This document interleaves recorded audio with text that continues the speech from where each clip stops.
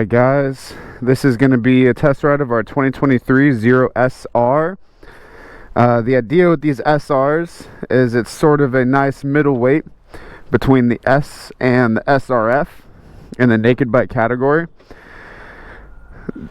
The idea behind this is basically to give you a middle ground, you know, between the S, the starter base model, and the SRF, the premium top tier model. Very different in price between the SRF and the S.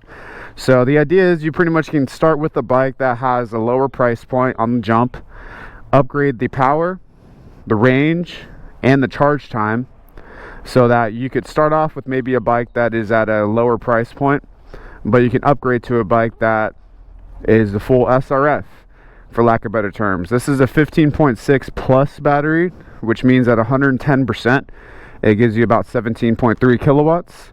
You'll notice that is the same amount of kilowatts as an SRF at 110% charge. So that kind of gives you an idea of the purpose of this bike.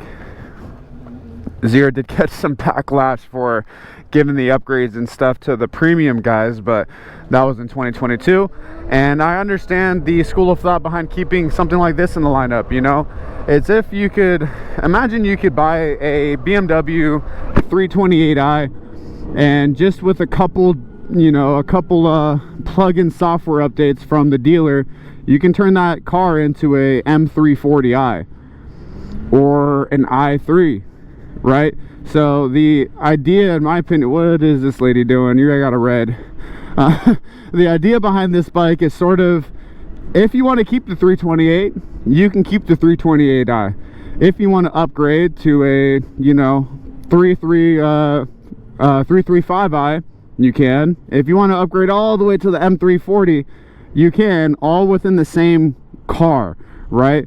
So that's my perspective on it. I completely understand others where they maybe don't want to get something that has something half unlocked.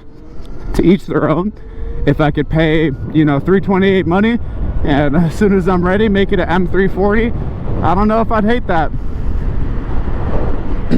So highway speeds, this bike is very, very quick. Again, this has everything unlocked on it, so sport mode is nothing but juice. At 77%, I'm running about 97 miles.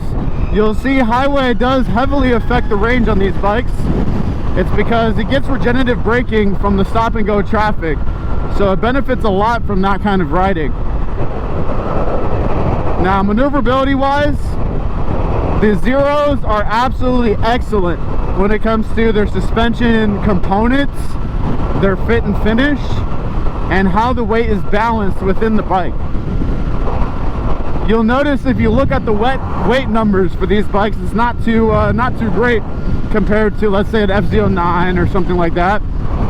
I will say these bikes feel about 40 to 50 pounds lighter than they actually are, and I will account that to where the battery or where the weight is balanced, and that's because of the battery, right? You can really feel the battery. You can really feel the bike shifting around the battery's weight.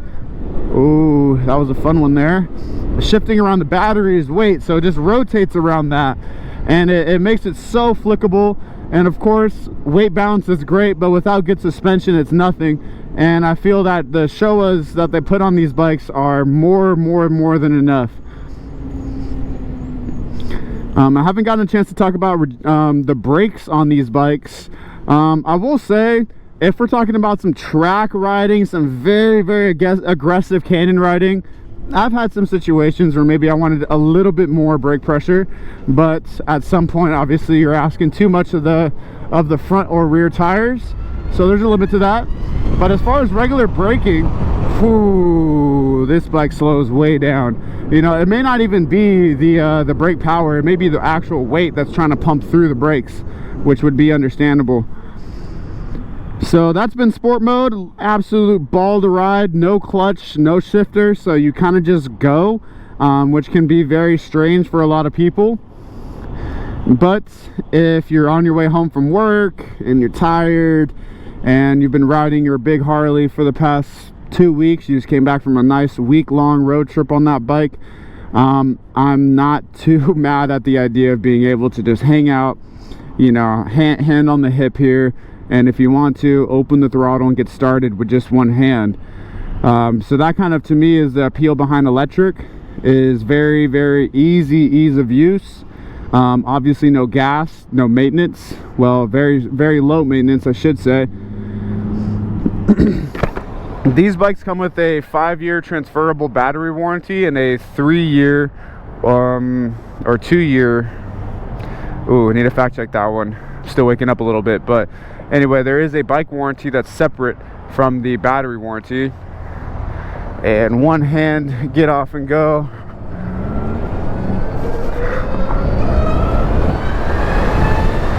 This bike, even though it has 12 miles on it and it's considered a 2023, this is listed as new, which means that the battery warranty would start from the point that this bike is registered to its new home. So in eco mode, another thing it'll do is it'll cap your speed around 74 miles an hour. It does this to avoid a lot of situations that people have with these bikes on the highway, which is just absolutely blowing the range out by going way too fast. Anywhere between 80 to 85 plus, this bike really loses its ability to get very far on the highway. And it makes sense. You get a lot of juice back from regenerative braking, so if you don't have that anymore, then it will affect it. This bike also has the canyon mode, which the idea of this is to give you a more regenerative or more internal combustion feeling regenerative braking, so it feels just like engine brake when you let off. The point of that, you know, obviously, is to give you a very predictable roll-off feeling. And again, when it comes to throwing this bike into corners, the weight lies to you. I'll be very honest. This bike is so easy to ride in the corners. The brakes feel progressive. It's very easy to give a good trail brake on the front brake. Everything feels proper pretty much. You know, especially here in this canyon mode, I feel that I have some. It gives you also a little bit of progression into the throttle before it really punches on the power, which I think is perfect for canyon mode, because when you're on the side of the tire and you're starting to point, the bike's starting to point towards the exit, you need to start rolling on. But sometimes it's very, very tricky to roll on and to do it smoothly, right? If you have such a very short throw to that throttle before it starts rolling on, you'll have a lot of people that don't have, you know, 1,000cc experience pretty much, you know, bringing the tire around because the bike starts accelerating too quick too soon. So this bike, basically what I'm saying is, on the side of the tire, the throttle has a lot of forgiveness in canyon mode, which definitely will make a decent rider slightly better. So final impressions on this bike: it's a lot of fun to ride. Definitely charge times and range and things like that is what you want to talk to me, your rep, as to clarify if it is something that fits your needs. There's always a way to make things a little bit better on the charge for some money and charge time, but best thing to do is to talk to an authorized dealer.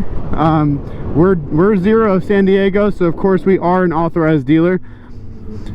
And I will say, I usually don't sell these bikes to people that don't know what they're getting into. If they don't know yet, I'll educate them. If it's a good fit, we'll go forward with it. So if you have any questions, I would say reserve judgments until you have ridden this bike or at least looked into it. I'm happy to help you out here as a dealer rep. Come check it out.